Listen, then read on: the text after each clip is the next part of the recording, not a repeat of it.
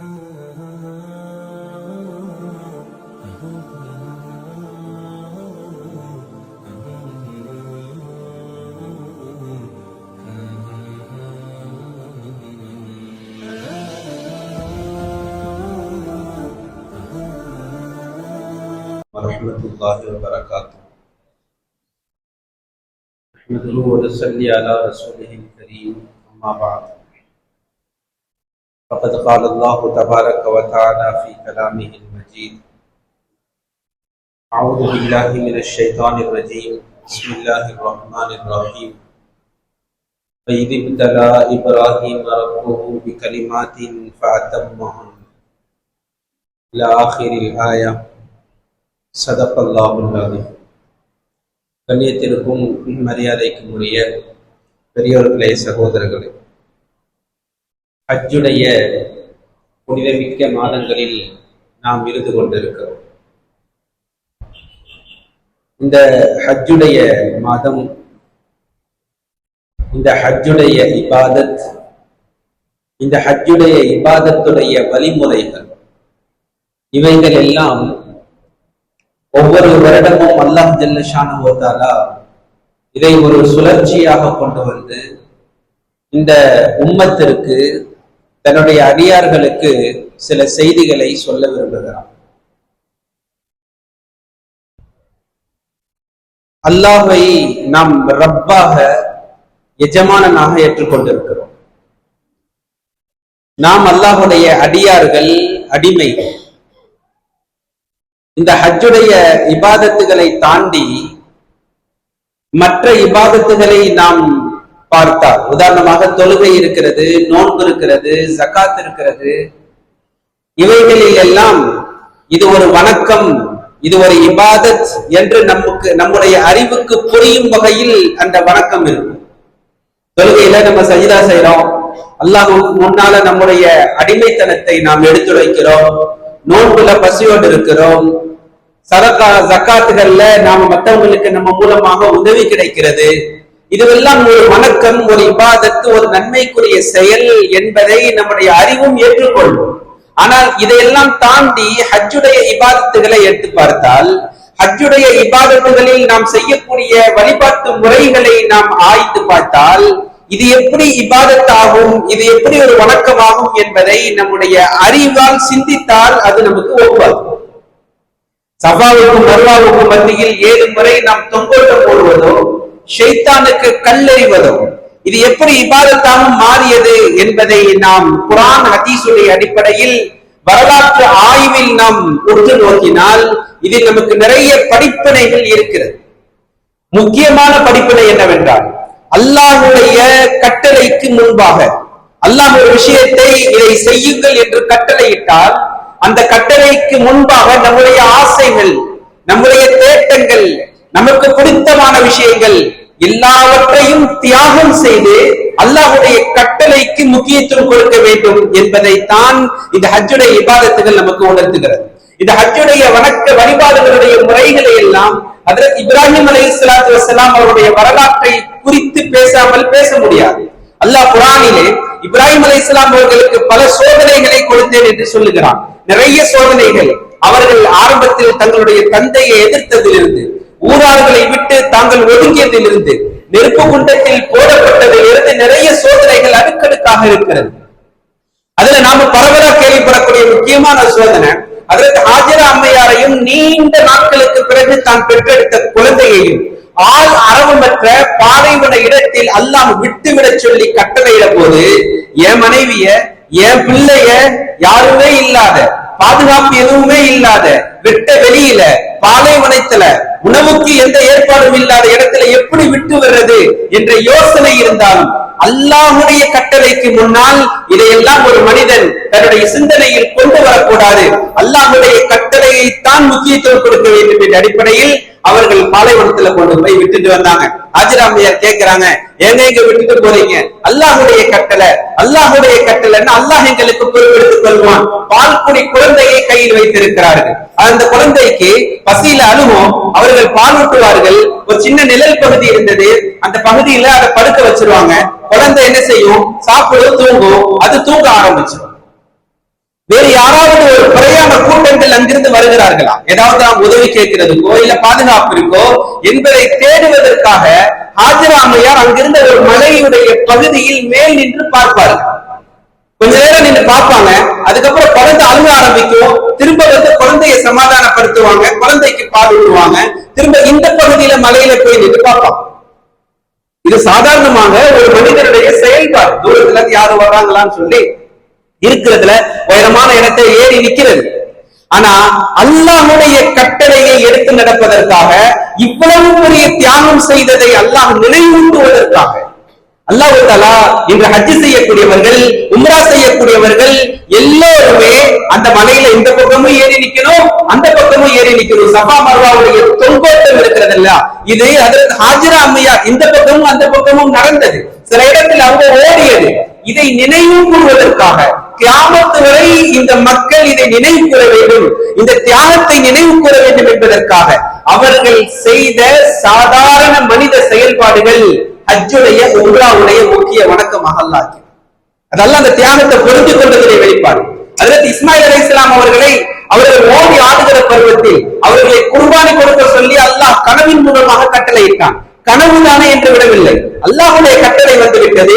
இஸ்மாயில் அலைஹிஸ்ஸலாம் இப்ராஹிம் அலைஹிஸ்ஸலாம் போய் சொல்றாங்க, நான் உன்னை அறுத்து பலியிடுவதற்காக குர்பானி கொடுப்பதாக கனவு கண்டேன், அது எனக்கு வகையாக அல்லாஹ்வுடைய கட்டளையாக சொல்லப்பட்டிருக்கிறது. யா அபதி ஃபால் மா துமர். அந்த சின்ன குழந்தை சொல்லுச்சு, தந்தையே உங்களுக்கு எது ஏவப்பட்டிருக்கிறதோ அதை செய்யுங்க, நீங்கள் ஏவப்பட்டதை செய்வதை விட்டு தடுக்கிற எந்த முயற்சியிலையும் நான் இறங்க மாட்டேன், உங்களுடைய முயற்சியை தடுப்பதற்கு நான் ஒரு காலமும் முனைய மாட்டேன், என்னை பொறுமையாளராக நீங்கள் பார்ப்பீர்கள்.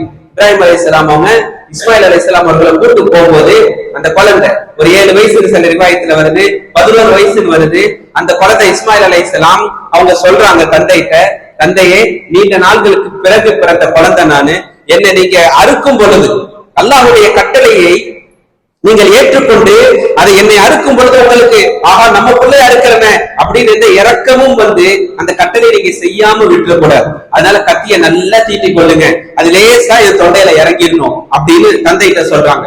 இன்னொன்று சொன்னாங்க, தந்தையே நீங்கள் என்னை பிடரியில் அருங்க, நம்ம கழுத்துல ஆட இருக்கிறோம் இல்லையா, நீங்க பிடரியில் அருங்கள், என்ன நீங்க அறுக்கும்போது ஏன் முகத்தை பார்த்துட்டீங்கன்னா உங்களுக்கு இன்னும் இறக்கம் வந்துடும், உங்க அல்லாஹ்வுடைய கட்டளை செய்வதற்கு தடையாயிடக்கூடாது. திரும்ப இன்னொரு ரிவாயத்துல வருது, தந்தையை நீங்க உங்க கண்ணு கட்டி கொள்ளுங்கள், என்னை நீங்கள் அறுக்கும் போது பார்க்க வேண்டாம் என்று வருது. இப்ப ஷைத்தான் வர்றான். ஷைத்தான் எப்பொழுதுமே எதையுமே செய்யாதன்னு சொல்ல மாட்டான், அப்புறம் செய்யுமா இல்ல கொஞ்சம் கொஞ்சமா அந்த விஷயத்தை உள்ளத்துல போடுவான். நல்ல விஷயத்தை இப்பவே செய்யாதன்னு சொல்றது ஷைத்தானுடைய வேலை கிடையாது. ஷைத்தான் செய் அப்புறம் செய் இப்ப செய்யாத அப்படியே விஷயத்தை தள்ளி போடுவான். அவன் ஹஜ்ரத் இப்ராஹிம் அலைஹிஸ்ஸலாம்ட்ட வந்து, என்னங்க நீங்க எவ்வளவு நாள் கழிச்சு பிறந்த குழந்தை, உங்களுக்கு வந்த செய்தி கனவுலதான வந்தது, அந்த குழந்தையை போய் அறுக்க போறீங்க. தஃசீர்கள் எழுதுறாங்க, இப்ராஹிம் அலைஹிஸ்ஸலாம் அவர்கள் கோபப்பட்டார்கள், அவனை விரட்டுவதற்காக, ஷைத்தான் மனித உருவில் வருவான், அவனை விரட்டுவதற்காக கல்லை எடுத்து அடித்தார்கள். ஷைத்தான் போயிட்டான். அவன் பார்த்தான், ஆம்பளைங்க எப்பவுமே கொஞ்சம் பிள்ளைங்க மேல கொஞ்சம் இறுகியமான அப்பப்ப உண்டு, ஏன் பொம்பளைங்களுக்கு ரொம்ப இலகிய மனம் உண்டு, நம்ம ஏன் அவங்க மனைவிட்டு போக கூடாதுன்னு ஹாஜரா அம்மையாட்ட போய், மா எவ்வளவு நாள் கழிச்சு பிறந்த குழந்தைய அவர் அறுக்கிறதுக்கு எடுத்துட்டு போறாரு, இப்படி விடுறீங்களே அப்படின்னு சொல்லும் பொழுது அவர்களும் விரட்டினார்கள். இஸ்மாயில் அலைஹிஸ்ஸலாம்ட்ட வந்து சொன்னாங்க, உங்க வாப்பா உனக்கு முட்டாய் வாங்கி தரலாம் கூட்டு போல, நான் அறுக்க போற, அவர்களும் விரட்டினார். இது வெளிரங்கத்தில் கேட்பதற்கோ பேசுவதற்கோ இந்த சம்பவங்கள் லேசா இருக்கும், சுவாரஸ்யமா இருக்கும். ஆனால் அந்த நிலை, அந்த நேரத்தில் என்னுடைய பிள்ளையை நீண்ட நாட்களுக்கு பிறகு பெற்றெடுத்த குழந்தையை கூட அல்லாஹ்வுடைய கட்டளை அறு என்று சொன்னால் அதை அறுப்பதற்கு அவர்கள் முன் வந்ததை அல்லாஹ் கபூல் செய்தான். இன்னைக்கு நம்ம 3 இடத்துல ஷைத்தானுக்கு கல் அடிக்கிறோம். ஹஜ்ஜுக்கு போனா அங்க ஷைத்தான் இருக்கிறானா, ஷைத்தான் இருக்கிற ஷைத்தானை பார்த்து கல் அடிக்கிறோம். அன்னைக்கு அவன் நின்ற இடத்துடைய அடையாளங்கள் தான். இல்ல கல்லால அவ்வளவு ஆஜிமார்கள் லட்சக்கணக்கான கல்லை கொண்டு அடிக்கிறோமே, ஷைத்தான் செத்து போயிடுறானா? இல்ல, ஷைத்தானால இருக்கிறான், பெரிய பெரிய கல்லை கொண்டு அடிக்க முடியுமா? முடியாது. அன்னைக்கு அவர்கள் எதை செய்தார்கள் அந்த இடத்துல, அது இன்னைக்கு இபாதத்தாக அல்லாஹ் மாற்றி இருக்கிறான். இதுல அல்லாஹ் நமக்கு சொல்லக்கூடிய பெரிய படிப்பினையே என்னவென்றால், அல்லாஹ்வுடைய கட்டளைக்காக வேண்டி உலகத்துடைய எல்லா விஷயத்தையும் தியாகம் செய்ய முன்வரும். இதுதான் ஒரு எஜமானனுக்கு எந்த அடிமையை பிடிக்கும், எந்த அடியாரை பிடிக்கும்னா, தான் சொல் பேச்சு அப்படியே கேட்கிறவனை தான் பிடிக்கும். ஒரு பிரபலமான சம்பவம் ஒன்று ஞாபகம் இருக்கும். மஹ்மூத் கஸ்னவி என்ற ஒரு அரசர் இருந்தார். வரலாற்று சிறப்பு மிக்க ஒரு அரசர் அவர். அவரிடத்துல ஒரு அடிமை கிராமத்திலிருந்து வர்றார். கிராமத்திலிருந்து வந்து அவர்கிட்ட பணிக்கு சேர்றார். அவர் எழுத படிக்க தெரியாதவர், பெரிய அறிவு ஞானம் இல்லை. கிராமத்திலிருந்து வந்தவங்களுக்கு பெரிய கலாச்சாரத்தை பேன்ற முறையெல்லாம் தெரியாது. அவர் வந்தாரு, ஆனா அரசர் இடத்துல ரொம்ப நெருக்கமாயிட்டார். அரசருக்கு அவரை ரொம்ப பிடிச்சு போச்சு. ஆனா அங்க இருந்த மந்திரிகளுக்கெல்லாம் இது பெரிய பொறாமையை உண்டு பண்ணுச்சு. இவர் இப்ப வந்தவர், கிராமத்திலிருந்து வந்தவன், ஆனா இன்னைக்கு அரசரிடத்துல இவ்வளவு நெருக்கமாயிட்டாரு. அரசர் எங்க போனாலும் அயாச தேடுறார். அயாஸ் எங்க இருக்கிறார், அயாஸ் எங்க போயிட்டாருன்னு கேட்கிறாரு. இவ்வளவு நெருக்கமாயிட்டார். இது அரசருக்கு நல்லது இல்லையே. ஒரு படிக்காதவனை கூட வச்சுக்கிட்டு, ஒரு கிராமவாசியை கூட வச்சுக்கிட்டு எல்லா இடத்துக்கும் போறாருங்கிற பொறாமையில எப்படியாவது அரசர்கிட்ட இதை சொல்லி புரிய வைக்கணும்னு சந்தர்ப்பத்தை எதிர்பார்த்தாங்க. ஒரு சமயத்துல எல்லா மந்திரிகளும் சேர்ந்து சொன்னாங்க, அரசரே உங்க போக்கு சரியல்ல.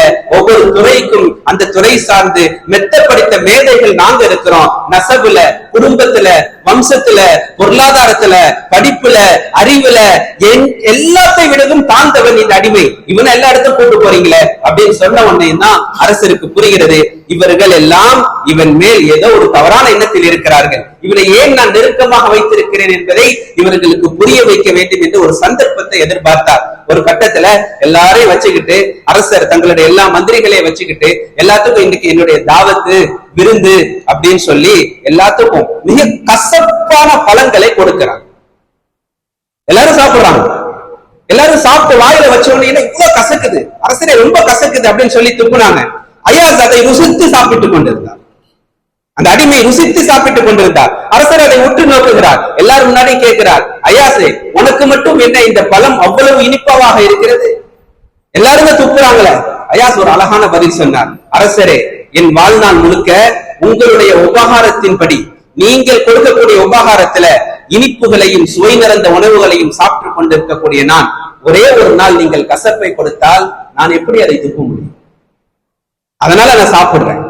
இந்த உணர்வு இது நமக்கு இருந்து விட்டால் நாம் அல்லாஹ்விடத்தில் எவ்வளவு நெருக்கமானவர்களாயிருவோம். அல்லாஹ் எவ்வளவு ஞாபகத்தை கொடுத்திருக்கிறான். ஏதாவது ஒரு சோதனை வந்தால் ஒப்பாரி வைக்கக்கூடிய ஒரு சூழல் உண்டாகிடுது. என்ன நமக்கு இந்த சோதனை வந்துருச்சே, நமக்கு இந்த பிரச்சனை வந்துருச்சே, ஞாபகத்தை கொடுத்த அல்லாஹ்விற்கு நன்றி செலுத்துவதையும் விட்டு விடுகிறோம். ஞாபகத்தை கொடுத்த அல்லாஹ் ஏதாவது நம்மை தன்னிடத்தில் நெருக்கமாக்கிக் கொள்வதற்காக நமக்கு ஏதாவது சோதனை கொடுத்தால் நாம் அதுக்காக ஒப்பாரி வைக்க ஆரம்பிச்சிடுறோம். அவர் அந்த சம்பவத்தை முடிச்ச பிறகு இன்னொரு கட்டத்தில் அரசர் என்ன பண்ணார், தன்னுடைய ஹசானாவில் இருக்கக்கூடிய விலை உயர்ந்த ஒரு மாணிக்க கல்லை எடுத்து வந்தார். எல்லா மந்திரிகள்கிட்ட சொன்னார், இன்னைக்கு உங்களுக்கு ஒரு டெஸ்ட் வைக்க போறேன். நீங்க யாரு பெரிய அறிவாளி அப்படின்னு இன்னைக்கு நான் ஒரு சோதனை செய்ய போறேன். எல்லாரும் ரெடி ஆயிட்டாங்க. எப்படியாவது அவங்களுக்கு அயாச அரசு சபையில இருந்து வரட்டும். அவங்க எல்லாரும் ரெடி ஆயிட்டாங்க. அரசரை என்ன பிரச்சனை சொல்லுங்க, என்ன சோதனை? ஒரு சுத்தியல் கொண்டு வரப்பட்டது. அரசர் சொன்னார், ஒவ்வொரு மந்திரியாக அழைத்து சொன்னார், இந்த விலை மதிப்பு மிக்க இந்த வைரத்தை நீ உடைத்து விடு என்று சொன்னார். மந்திரி யோசிச்சார். அரசர் டெஸ்ட் வைக்கிறார், நம்முடைய ஐக்கியூ சோதனை பண்றார், நம்ம எவ்வளவு பெரிய இன்டெலிஜென்ட் அரசர் பார்க்கிறார். சொன்னார், அரசரே என்ன நீங்க சொல்றீங்க, எவ்வளவு விலை உயர்ந்த ஒரு மாணிக்கம், இதை கொண்டு சில சிற்றரசுகளை விலைக்கு வாங்கிடலாம, இதை போய் எப்படி உடைக்கிறது? இதெல்லாம் உடைக்கிறது சரியில்லை அரசரன் லாஜிக் பேசினார். தன்னுடைய அறிவை அங்கு வெளிப்படுத்தினார். அரசர் சொன்னார், அப்படியா, சரி விட்டுருங்க. சிரித்தார். அவருக்கு ரொம்ப சந்தோஷம். அரசரை சமாதானப்படுத்திட்டோம். ஒவ்வொரு மந்திரியும் வந்து ஒவ்வொரு காரணம் சொன்னார்கள். கடைசியில் அயாஸ் வந்தார். அயாஸ் கையில சுத்தியை கொடுக்கப்பட்டுச்சு. அந்த அயாஸ் என்ற அடிமைக்கு சொல்லப்பட்டுச்சு, நீ உடைப்பான்னாங்க. அவர் ஒரு நிமிடம் கூட யோசிக்கவில்லை. ஓங்கி ஒரு அடி அடித்தா வைரம் சுக்கு நூறா போயிடுச்சு. எல்லாருக்கும் சந்தோஷம். அயாஸ் இன்னைக்கு மாட்டினார். இன்னைக்கு அயாசை எப்படியாவது அரசர் துரத்திடுவார். முட்டாள்தனமான வேலைய இன்னைக்கு அவருடைய அறிவுடைய அளவு எவ்வளவுன்னு இன்னைக்கு காமிச்சிட்டாரு. இன்னைக்கு இவருக்கு தண்டனை கட்டாயமா கிடைக்க போகுதுன்னு நினைச்சாங்க. இப்ப அரசர் கேட்கிறார், அயாசே இவ்வளவு பெரியவர்கள், மந்திரிகள், மேதைகள் எல்லாம் உடைக்க தயங்கிய ஒன்றை நீங்கள் எப்படி உடைத்தீர்கள்? அவர் ஒரு பதில் சொல்றார், அரசரே 2 ஆப்ஷன் எங்கள்கிட்ட இருந்துச்சு.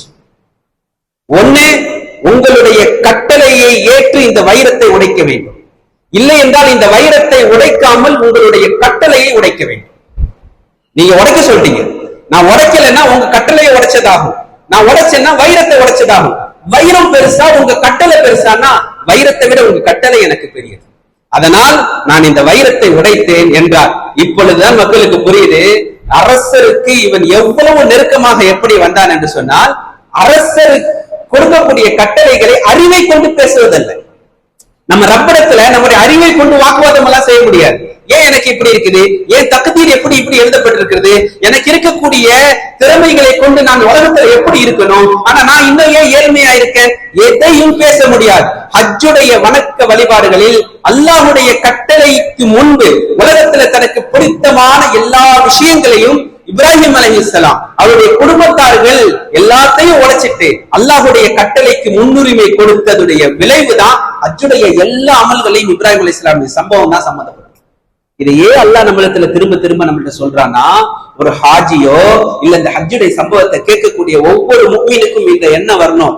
நம்ம இன்னைக்கு அல்லாஹ்வுடைய கோபத்தை லேசா பெற்றுறோம். கண்ணுக்கு முன்னாடி ஒரு 100 ரூபாய் லாபம் கிடைக்குதுன்னா ஒரு பொய்ய சொல்லிடுறோம். அல்லாஹ்வுக்கு பிடிக்காத விஷயத்த, அல்லாஹ் தடுத்துள்ள விஷயத்த சொல்லிடுறோம். ஆனா ஒரு முஃமினுடைய நிலை எப்படி வரணும்னா, நம்மளுக்கு எவ்வளவு கோடி கிடைத்தாலும் அல்லாஹ்வுடைய கட்டளை பின்பற்றுவதனால் கண்ணுக்கு தெரிந்த கோடி நம்மை விட்டு விலகினாலும் அல்லாஹ்வுடைய கட்டளைக்கு தான் முக்கியத்துவம் கொடுக்கணும். இந்த அடிமைத்துவ பண்பை தான் இந்த ஹஜ் உணர்த்துகிறது. இந்த இபாதத்துகள் எல்லாமே அறிவை கொண்டு யோசிச்சா எதுவுமே கிடைக்காது. நாம ஏன் கல்லடிக்கணும், நாம ஏன் தொங்கோட்ட ஓடணும்? இது ஏன் இப்ராஹிம் அலைஹிஸ்ஸலாம் செஞ்சாங்கன்னா அவங்க தேவைக்காண்டி செஞ்சாங்க. அந்த தொங்கோட்ட ஓடும்போது கூட அந்த ஒரு குறிப்பிட்ட பச்சை நிற அடையாளம் இருக்கிற படத்துல ஏன் ஓடணும்? அவங்க ஓடும் பொழுது அங்க பள்ளம் இருந்தது, திரும்பி பார்த்தா தங்களுடைய குழந்தை தெரியலன்னு ஓடினாங்க. இன்னைக்கு அங்க குழந்தையும் இல்ல பள்ளமும் இல்லையே, ஏன் ஓடணும்? எந்த கேள்வியும் கேட்க முடியாது. அவர்கள் அன்றைக்கு தியாக உணர்வினால் செய்த சிறிய செயல் கூட ஹஜ்ஜுடைய அமல்களாக அல்லாஹ் ஏற்படுத்தி விட்டான் என்றால், இந்த ஒரு உணர்வு ஒவ்வொரு முஃமினுக்கும் வந்துவிட்டால் அல்லாஹ் இந்த முஃமினை என்றுமே வெற்றியில் வைத்திருப்பான். அவனுடைய இன்மை மறுமை அல்லாஹ் தஆலா சிறப்பாக்கி வைத்திருப்பான். இதை சஹாபாக்களுடைய பல சம்பவங்களில் நம்மால் பார்க்க முடியும். சஹாபாக்களும் அப்படிதான். அல்லாஹ்வுடைய பொருத்தம் கிடைக்கும்னா உலகத்துல கண் முன்னாடி இருக்கக்கூடிய எல்லா விஷயத்தையும் தியாகம் செய்வதற்கு தயாராக இருப்பார்கள். ஒரு சஹாபியுடைய சம்பவம் இருக்கிறது. அதற்கு பெருமானார் ஸல்லல்லாஹு அலைஹி வஸல்லம் மதீனாவில் இருக்கும் பொழுது ஒரு யத்தீம் இருக்கு. ஒரு யத்தீம் தன் வீட்டை சுத்தி ஒரு காம்பவுண்ட் கட்டணும்னு ஆசைப்படுறார். ஒரு வேலையை கட்டிக்கலாம்னு நினைக்கிறார். தாய் தந்தை இல்லாத பிள்ளை.